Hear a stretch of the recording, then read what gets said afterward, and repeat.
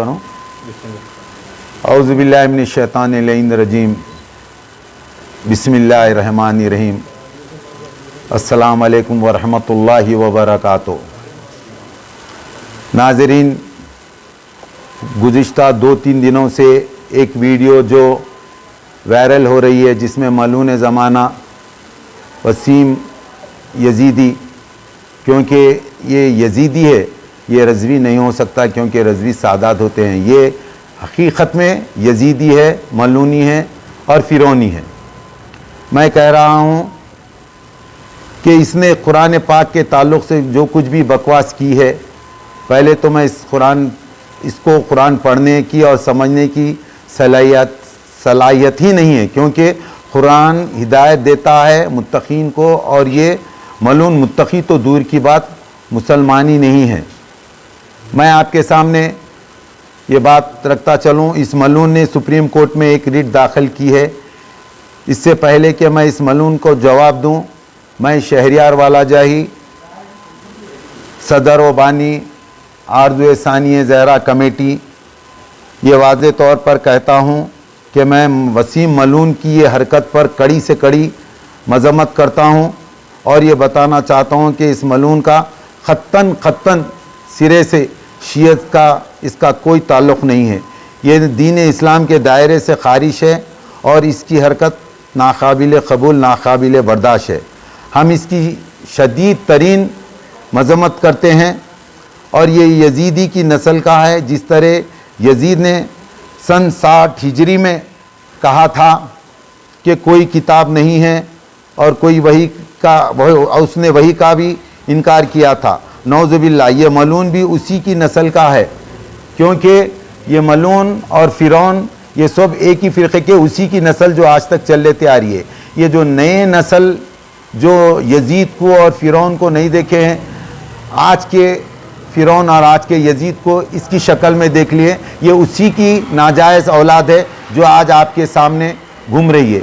یوں تو میں آپ کے سامنے عرض کرتا چلوں، میں حد سے زیادہ اپنے زبان کو لفظوں میں رکھتے ہوئے گفتگو کر رہا ہوں، کیونکہ ملعون نے اس طریقے سے ہمارے دل کو تکلیف پہنچائی ہے. ہم جتنی مذمت کریں گے کم ہے. لیکن میرے کو قرآن کا ذکر آ رہا ہے، میں اپنے لفظوں کو کنٹرول میں رکھتے ہوئے گفتگو کر رہا ہوں. یوں تو سورہ ہجر میں اللہ تعالیٰ نے اس کتاب پاک کی حفاظت کی ذمہ داری اپنے پر لی ہے، لیکن یہ بھی ہم سب کا عقیدہ ہے کہ 26 آیت تو دور، ایک زیر و زبر پیش کی بھی اس میں تبدیلی نہیں ہو سکتی. یہ انسان کی کتاب نہیں ہے، یہ آسمانی کتاب ہے. اور اس وسیم ملعون نے 26 آیتوں کا ذکر کیا ہے. اس پر میں یہی کہوں گا کہ ہر آیت قرآن پاک کی دعوت دیتا ہے امن کی، صلاح کی اور اتحاد کی، محبت کی، اطاعت کی، عبادت کی، مودت کی. اور قرآن جو نہیں بتاتا ہے وہ ہے فساد، سرانگیزی، انتشار، جو اس ملعون کے جملوں سے صاف طور پر آشکار ہے. میں سمجھتا ہوں کہ ہم سب کو چاہیے کہ وہ شیعہ ہو یا سنی ہو یا کوئی بھی فرقے کے ہو، اس شیطان کے بچے کی سازشوں کو سمجھے اور یہ انتشار پھیلانا چاہتا ہے. لیکن ہم سب مسلمان بھائی سے جو ایک اللہ اور ایک رسول اور ایک کتاب پر متحد ہے اور رہیں گے، اور اس یزید ملعون کو رہتی دنیا تک، اس وسیم ملعون کو رہتی دنیا تک عبرت انگیز نتیجے تک پہنچائیں گے انشاءاللہ. میں آپ کے سامنے یہ عرض کرتا چلوں کہ اس سے پہلے چند سال پہلے ایک ملعون اسی طریقے سے سر اٹھایا تھا جس کا نام سلمان رشدی ہے. اس وقت کے نائب امام آیت اللہ خمینی صاحب نے ایک فتویٰ دیا تھا جو اس کا جینا حرام ہو چکا تھا. میں آپ تمام مسلمان بھائیوں سے، بہنوں سے، جتنے بھی میرے بزرگ سننے والوں سے یہ کہتا ہوں کہ تھوڑے دن صبر کیجئے، انشاءاللہ اس کے لیے بھی فتویٰ آ جائے گا اور یہ ملعون واقع واجب القتل کہلائے گا، اور انشاءاللہ اس کو دنیا کے کسی کونے میں بھی چھپنے کی جگہ نہیں ملے گی. تھوڑا صبر کیجئے، فتویٰ آ جانے دیجئے، پھر اس ملعون کو ہم سب مل کے اس کا مقابلہ کریں گے. اور میں آپ تمام حضرات سے پھر سے گزارش کرتا ہوں کہ ملون کے تعلق سے تو دل میں بہت کچھ ہے کہنے کے لیے، مگر میں اپنے آپ پہ کنٹرول کرتے ہوئے کہہ رہا ہوں.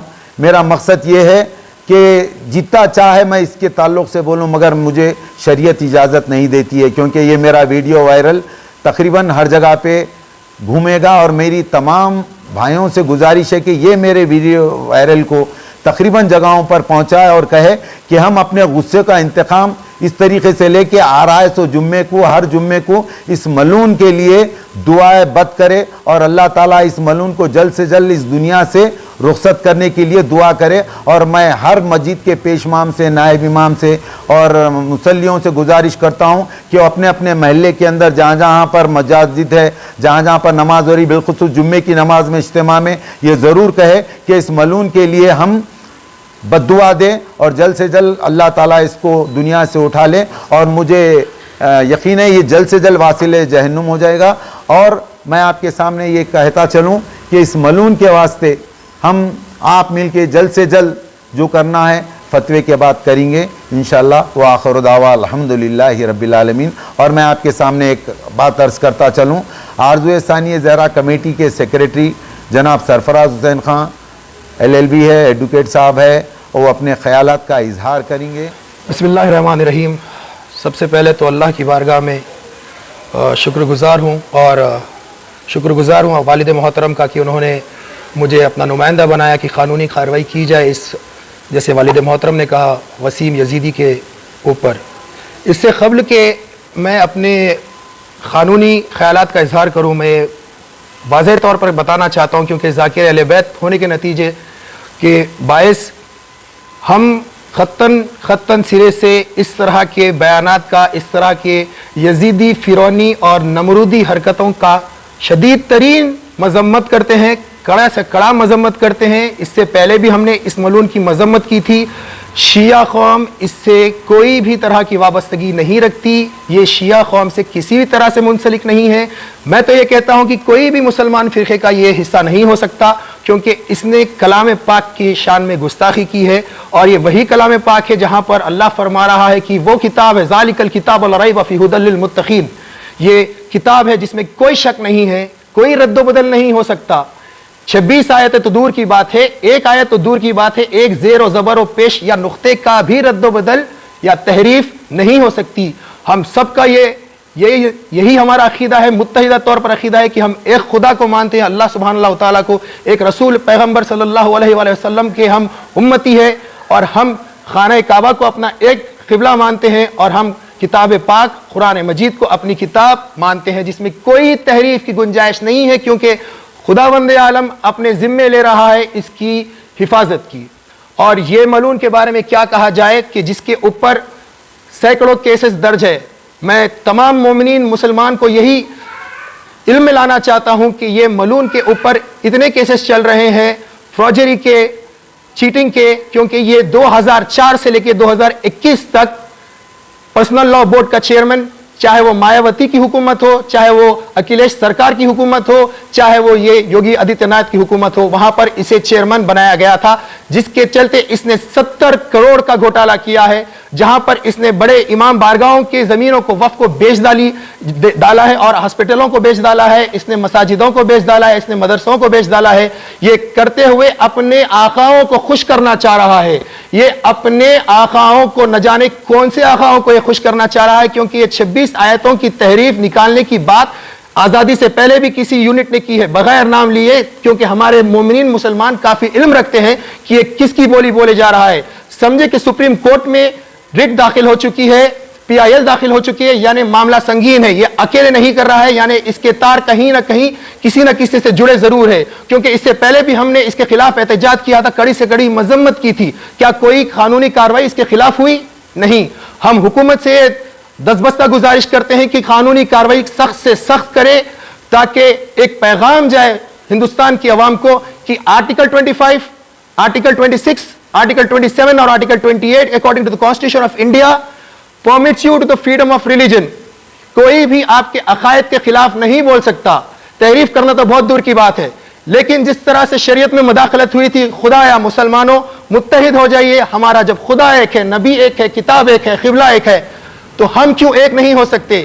ہم اس کی سب مل کر کڑی سے کڑی شدید ترین مذمت کرتے ہیں اور یہ پیغام پہنچانا چاہتے ہیں کہ یہ سوائے جہنم کے اس کا کچھ مقدر نہیں ہے. میں یہاں پر سے ہائی کورٹ آف تلنگانہ سے کیس درج کروں گا اس کے خلاف. اسے بہت شوق ہے سپریم کورٹ میں جانے کا, لیکن مسلمانوں سبھی فرقے کے جو کوئی بھی نمائندے ہیں, میں چاہتا ہوں کہ وہ چاہے وہ عالم ہو, مفتی ہو, مولوی ہو, ذاکر ہو, سب اپنے اپنے اسٹیٹ سے آئے متحدہ طور پر, متفقہ طور پر ایک مل کر اس کے خلاف جلد سے جلد مقدمے درج کرے اور سپریم کورٹ میں وقت سے پہلے جواب دے, تاکہ جس طرح سے پہلے شریعت میں مداخلت ہوئی خدایا اس مرتبہ نہ ہو. بے شک خدا نے ذمہ داری اٹھائی ہے کہ قرآن کی وہ حفاظت کرے گا, لیکن ہم اپنے فرشتوں کو گواہ بنائیں گے کہ ہم نے بھی اس وقت فرعون اور نمرود اور شداد اور یزید کی مخالفت کرتے ہوئے, اللہ سبحانہ و تعالیٰ کی رضا حاصل کرتے ہوئے, رسول اللہ صلی اللہ علیہ وسلم کی اطاعت کرتے ہوئے اور اہل بیت کی مودت کرتے ہوئے یہ صاف طور پر بتاتے ہیں کہ اس کا شیعت سے کوئی واسطہ نہیں ہے, ہم اس سے کوئی بھی ناطہ نہیں رکھتے. یہ پہلے ہی دین اسلام سے خارج ہو چکا ہے, یہ اسلام کے دائرے سے باہر ہے اور یہ واجب القتل ہے. Thank you.